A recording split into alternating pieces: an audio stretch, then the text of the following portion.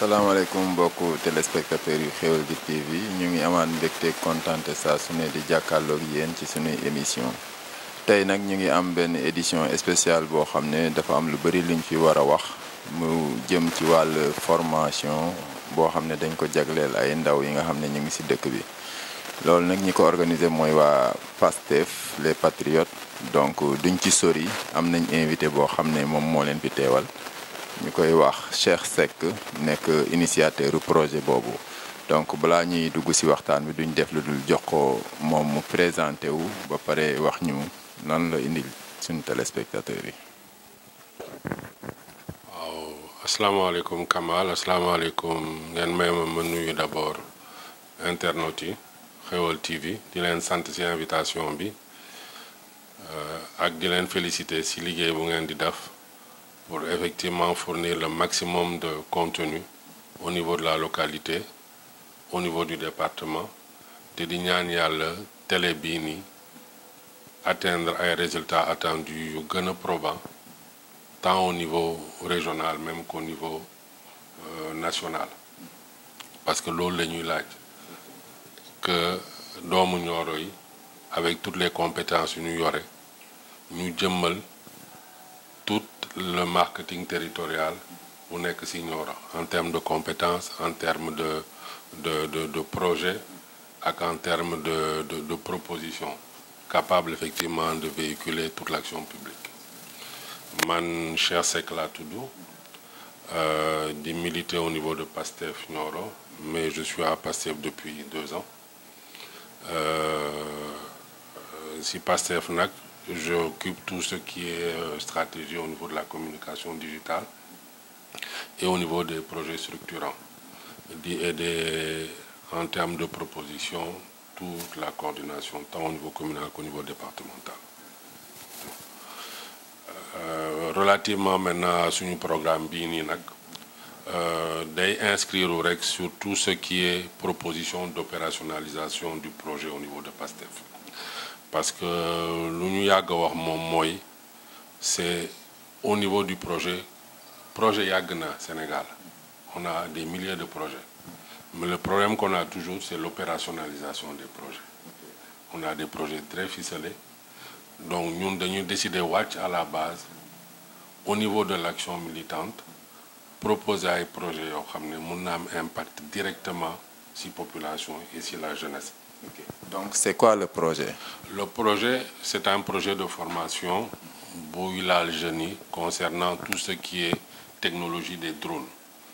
Drone mooy tout ce qui est avion yu ndaw yooyu ngeen di gis yu ñuy téléguider à distance yoo xam ne mun neen ko utiliser ci agriculture de précision mun neen ko utiliser ci sécurité mun neen ko utiliser ci enseignement mun neen ko utiliser ci livraison et d'autres applications encore. Maintenant, lu tax ñu choisir effectivement cette technologie-là, c'est parce que la cible visée, c'est la constance jeunesse. C'est-à-dire que dañu ne qu'est-ce qu'on peut proposer aux jeunes pour que rapidement ils soient opérationnels et qu'ils puissent faire un travail qu'ils aiment. Parce que lu may tàmm wax toujours, je préfère faire un travail que j'aime pendant 100 heures que de faire un travail que je n'aime pas pendant 2 heures de temps. Donc objectif bi nag loolu moo tax ñu ne grâce à nos partenaires, on a fait venir une compagnie Minute Drone et je tiens à remercier le docteur Diop là-dessus qui est l'un des experts ici au niveau national dans le cadre de sa société, responsabilité sociétale d'entreprise bi. Il nous a offert cette masterclass-là à 75 jeunes répartis dans 3 établissements prioritaires, muy lycée Maba Diakhou 25, lycée Porokhane ak lycée Paoskoto plus quelques professionnels. On a même par rapport à la demande intégré yeneen communes yi telles que Nguent Kay ak aussi Taïba Niassène pour la première phase. Okay. L'objectif effectivement de cette masterclass là, c'est de donner les fondamentaux yi technologie bi présenter leen concept yi jeunes yi ñu permettre def adoption technologique bi. À partir de là, def ay démonstration. Maintenant, sur cette base d'échantillons-là, les ñuy jël maintenant ces jeunes-là étendre le programme sur 32 heures sur une formation certifiante qui sera financé par la DER et nos partenaires de la 3FPT. ok donc su ma déggee projet pilotage drone la. par rapport ak utilité yi nga xam ne am na ci surtout agriculture nga ma wax. ak yeneen yoo xam ne boole nga ko ci. mais est-ce que besoin bi diagnostiqué ngeen ko balaa ngeen leen koy indi. ok fi mu ne nii soo leen xoolee si études yi c'est pas moi qui le dis. Pour 2024 et 2025, le marché des drones au niveau de l'Afrique, c'est 4,6 milliards de dollars. 4,6 milliards de dollars. Okay. Donc, si on ramener à une échelle locale au niveau du Sénégal, si on arrive même à un segment de 2%, ça nous fait au moins un marché de 24 milliards sur lequel on peut surfer. Et quand je dis marché de 24 milliards, sur lequel on peut surfer, c'est la vente de drones, le service, la formation et l'ingénierie, suivant les compétences. Maintenant, lu tax ñu gën a gis opportunité bi Nioro, c'est par rapport à l'agriculture de précision. Parce qu'aujourd'hui, agriculture bi mu ngi dem ci beneen level boo xam ne dañ koy yóbbu te technologie moo koy yóbbu. Technologie boobu nag drone yi la par rapport aux semences, par rapport à la photogrammétrie, c'est-à-dire au niveau des surfaces, ainsi de suite arrosables, des surfaces labellisées, yoo xam ne mën nañ ko adresser, et même dans le cadre de la sécurisation foncière. Donc aujourd'hui, soo leen gisee fii au niveau de Nioro, on a ce qu'on appelle jusqu'à présent, depuis des années on en parle, mais ça ne bouge pas, c'est le projet du Babolon de Kadiata. Okay. Qui est un projet intercommunal boo xam ne y a toute le volet irrigation, architecture, génie civil, agriculture, transformation alimentaire, et qui traverse 7 communes. Okay. Rien que ce projet-là, en termes de marché sur les drones, ça l'absorbe suffisamment en termes mais monsieur Seck yaa ngi jël altitude comme drone yi de. waaw parce que dama bëggoon aussi. ñi ñuy seetaan parce que am na ñoo xam ne li ñuy wax ni drone. ñu ngi koy xàmmee ci jël image vidéo lañ ko xool. mais yow dugg nga ci agriculture dugg nga ci sécurité. dama bëgg nga expliquer un tout petit peu. utilisation ak utilité drone. ci monde bi ñu nekk actuellement. du ma si xuus pour des aspects techniques, c'est-à-dire que ñu si gën a intéressé, je les invite effectivement le samedi si masterclass bi. Mais au niveau de la technologie, drone da ngeen di ko jëlee rek de manière très basique benn avion bu ndaw boo xam ne qui peut voler à une portée de 44 kilomètres jusqu'à 170 kilomètres pour une portée de courte portée. Pour une portée de moyenne portée, mun na dem si 300 à 400 kilomètres. Mais day am ku koy dawal. Day am ku koy dawal à distance, télécommande. Ok. Maintenant, on a la phase montage du drone parce que maintenant, am na toute la partie comme nous l'avons waxee vidéo parce qu'il y a des am na ay appareils connexes yu ñu ci intégré. yaa ngi dégg yoo xam ne yu ñu ciy intégré sur des technologies ñu ooyee anti-vandalisme. yoo xam ne contre l'air, le vent, ngelaw leeg yooyu yëpp. dina ci résister. Donc loolu mun nañ ko utiliser suñ ko utiliser nag c'est pour le visionner. Mais sooy visionner da ngay visionner par rapport à un but. Ça peut être des prises de mesure si terrain bi. Ça peut être la sécurité xool au niveau de certains champs de très longue durée yoo xam ne pour accessibilité bi day métti. ñu jaar fa ñu envoyé drone foofu mu def benn photographie à distance xool kii bi mun na tamit ànd ak ay capteurs yoo xam ne day jël ay données métrées yoo xam ne dañ koy rapatrier di ko utiliser. Donc loolu moo tax da nga koy scinder rek si benn avion bu ndaw rek. benn avion bu ndaw boo xam ne. da nga koy téléguider à distance. di ko yónni. di ko yónni jubluwaay bi di ko diriger. ainsi de suite et tout. Maintenant nag am na beneen partie bi moo boobu dañu ne prise de vue. mais am na tamit semence yi parce que mun na lâcher ay semences. di wicc mun na arroser à distance. mun na sax livrer mun nga dem ci benn gox boo xam ne yoon bi baaxul. oto pour mu accessible c'est difficile. ñu war a par exemple yóbbu ay poche de sang. c'est assez difficile drone bi mun na dem déposer ko foofu. Di nga économiser ci carburant. di nga économiser si tout ce qui est soo demee si outil nu mu tëddee yoon yu accidenté yi. pour nga accéder si day difficile. Donc tu as déjà un gain de temps yoo xam ne te le temps c'est de l'argent. ok donc su ma déggee li ngeen war a def am na solo dans la mesure où ñu ngi ci technologie de pointe. waaw tey ci léeg-léeg nga bëgg a dem bërëb. nga toog fi nga toog yónni ki ngay yónni. mu nekk benn drone boo xam ne da nga koy téléguidé kenn du ci nekk. mais technologie boobu. ndax actuellement suñu xale yi soxla nañ ko. suñu xale yi dañ ko soxla parce que suñu xale yi aujourd'hui soo xoolee lu ñëpp a mun a dem université. ça c'est déjà nit mun na nekk ba première terminale am yeneen compétence wala yeneen atu yoo xam ne danga koy yee si moom yoo xam ne mun nga ko utiliser à d'autres fins te suñu xale yi soo gisee en matière déjà de portable nu ñu aaye ay affaire u drone yi waru leen jaaxal.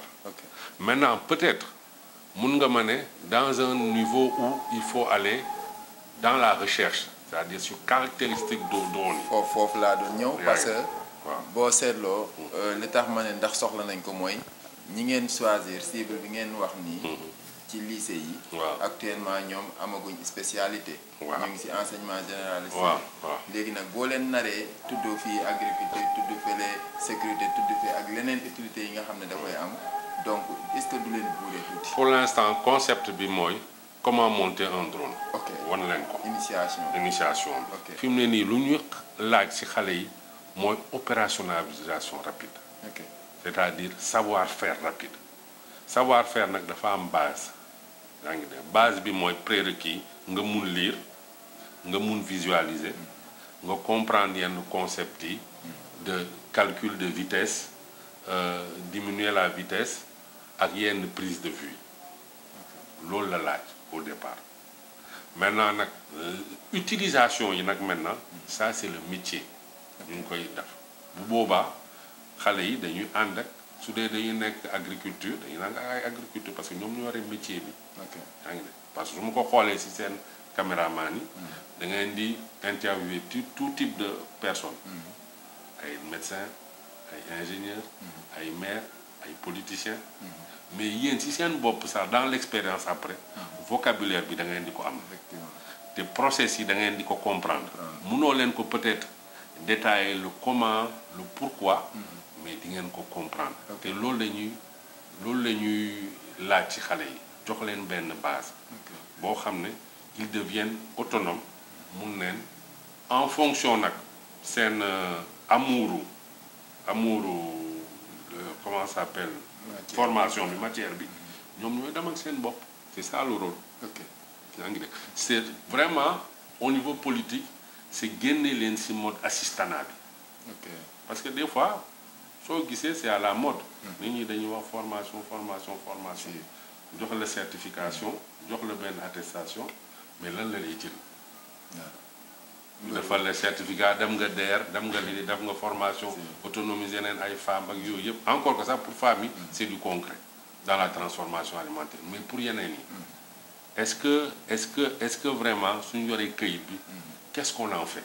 loolu c'est pour vraiment réorienter suñu. nu mu tuddati suñu dispositif enseignement professionnel bi. yan mooy cible yi qu'est-ce qu'on veut parce que nit ñi dañu war a am métier.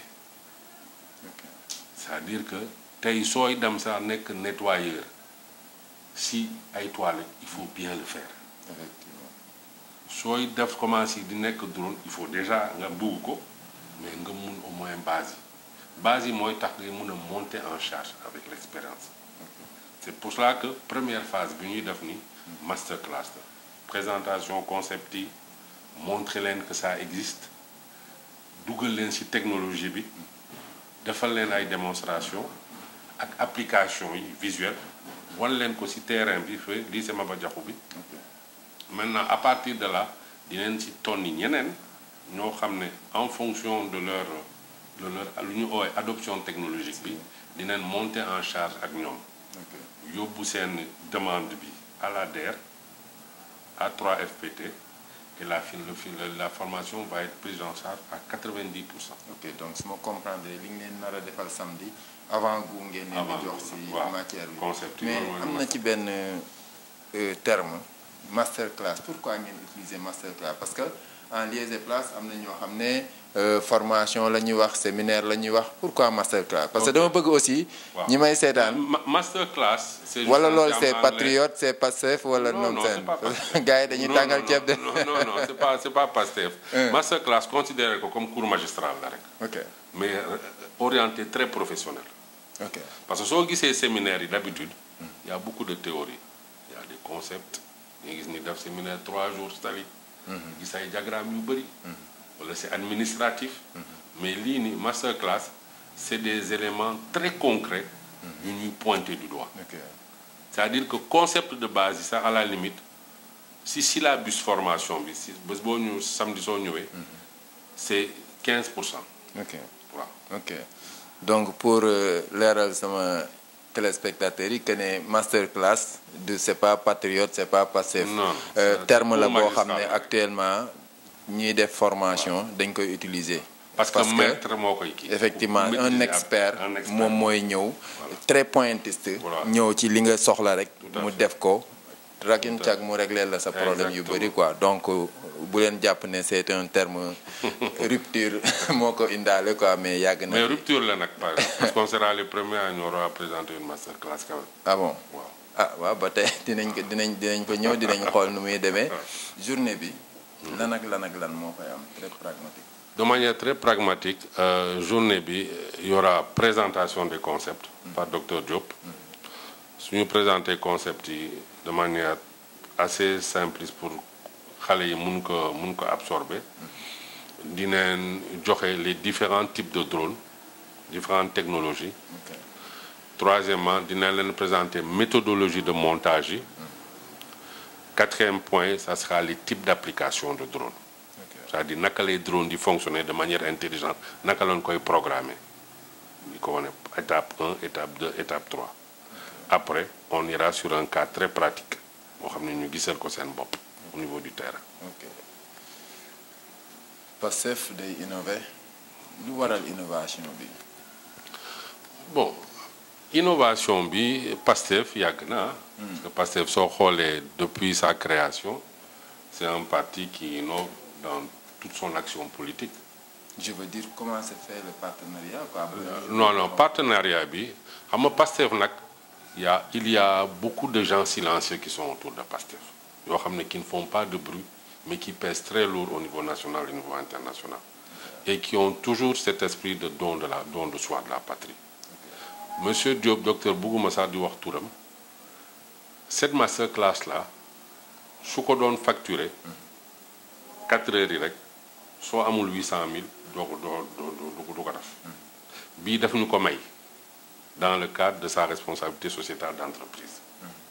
OK donc loolu déjà benn point la parce que suñu mbébét mooy donner le maximum d'outils à la jeunesse pour qu'ils deviennent autonomes quelle que soit la branche donc loolu innovation bi foofu leen ko lalee du ñu innover rek pour innover c'est innover pour créer de la valeur parce que lu may tàmm wax toujours politique nit ñi ñoo lay jox cër ça veut dire que soo amee 10 000 nga baal ma wax caaxaankat yuy élire caaxaankat yi ñoo koy élire mais bés buy caaxaankat bi di bugg a piloter avion day dem uti ku ko mun donc aujourd'hui c'est essayer de rassembler le maximum de compétences autour de notre communauté même si on peut l'appeler pastéfienne ou autre boo xam ne dinañ amal njëriñ askan bi loolu et loolu yëpp on n'innove pas pour innover dañuy innover pour créer de la valeur derrière parce que innovation pour faire de l'innovation rek c'est comme si da ngay def benn peinture rek changer rouge demain je fais jaune ça ne sert absolument à rien. En tout cas c'est une idée, c'est une initiative à encourager loolu la il faut oser innover il faut oser aussi proclamer la rupture et puis nit ñi ñoo la ciy fekk si parce que mënoon ngeen ñëw fekk ni fi gars yi daan def formation savon eau de javel omo ngeen commencé ci loolu mais heureusement que ñëw ngeen jël benn envol boo xam ne yàlla bu mu gàtt mais aussi yàlla na sori ba ñëpp mën see jëriñu donc ñu bàyyi la nga maa ngi lay appel à la population maa ngi leen di gërëm di leen sant si temps bu ngeen ñu consacré si émission bi di sant tous les téléspectateurs te di invité ñëpp en tout cas les élèves qui ont été sélectionnés si masterclass boobu le 17 à partir de 10h30 di leen ñaanal tamit seen télé bi gën a dem fu sore créer le maximum de contenu yoo xam ne ay contenu alternatif yoo xam ne dina mën a jëriñ sax conduite des politiques publiques. foofu bëggoon naa ñu ñëwaat parce que wax nga sélection. Comment s'est fait la sélection? La sélection on l'a fait de manière en termes de proximité. ñu jël Porokhane Paos pour l'instant ak lycée Maba Diakhou. Tout ça a été bien ordonné, commence par soi-même. D'accord loolu la ñu commencé. doyaluñu pour waxtaan ak yow xam naa ne suñu defoon waxtaan wi ci wàllu politique dina am matière bu bëri buy génn. incha allah ba beneen yoon. xaw ma nag foo laqatu woon ci biir Pastef mais man moom maa ngi lay soog a gis tey. waaw ñu ngi liggéey. yéen a ngi ci biir yéen a ngi liggéey. donc rassurez-vous chers téléspectateurs li mu fi wax. lu mën a jëriñ la lu mën a nekk la parce que à l'heure actuelle recherche yi lu mu wane mooy yu ci bëri armée fu ci nekk ñu ngi utiliser technologie bi drone waxuma la nag ñi nekk ci télécommunication fu mu toll nii déjà pour ki nga xam ne moom làmba ko intéressé bu ñu demee ba combat bi war a am bu ñuy wane image yu làmb ji stade bi vraiment liggéeyu drone la te loolu yaakaar naa moo gën a ndaw ci lu mën a liggéey donc mën na jël ay température mën na jël ay altitude di mesurer lépp lépp mën na ko def donc ñi ci bokk buñ ko caaxaanee buñ ko fowee nañu dem xool bàyyi xel et pourquoi pas sax jéem a fexe nekk expert en drone donc ni mu tudd kiy dawal drone yi niñ koy wax sax ni mu tudd pilote de drone télépilote et cetera ok donc lii lañ leen fi indiloon pour jox leen avant-goût li nga xam ne moo war a xew samedi le 17 au lycée Maba Diakhou Ba formation ci conduite de drone